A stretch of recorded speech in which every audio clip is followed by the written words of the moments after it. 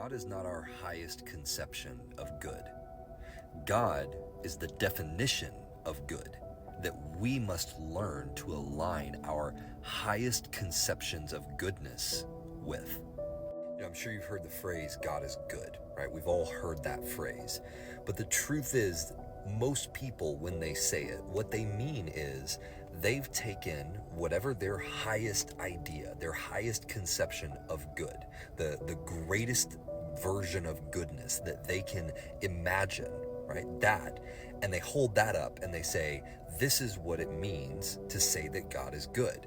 But the problem with this is that in our natural state, our highest conception, our highest version of good doesn't even begin to scratch the surface of the lowest parts of God's goodness. A good way to visualize this is my 2-year-old's highest conception of good, their highest idea of good, is getting to eat a whole entire bag of cookies and all of the candy that we have in the house. That's their highest conception of good.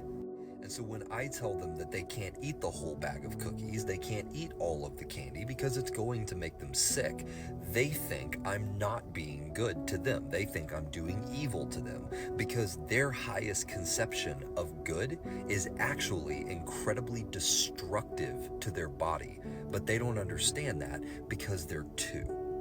And this is the same situation that many people get into with God. Many people are still spiritual infants as far as their development goes. Their conception of God, their conception of good is still at a level of a spiritual infant. And so when they think of God being good, they imagine it through the lens of God blessing them with this new car or blessing them with a big house or providing them the imagined as the perfect mate, right? And they have all of these ideas of what is good without having the understanding that if God gave them those things at their current maturity level, it would destroy them. There was a point in my life where my highest conception of good was God giving me the opportunity to be at a super high level in a company and getting to do all of the things, express all of the ideas that I had without limitation, having the respect and the favor with the top level and getting to sit in the highest seats and all of those things. That was my highest conception of good. And one day God gave it to me. And he gave it to me before I had the maturity to be able to sit in those places and sit in those seats.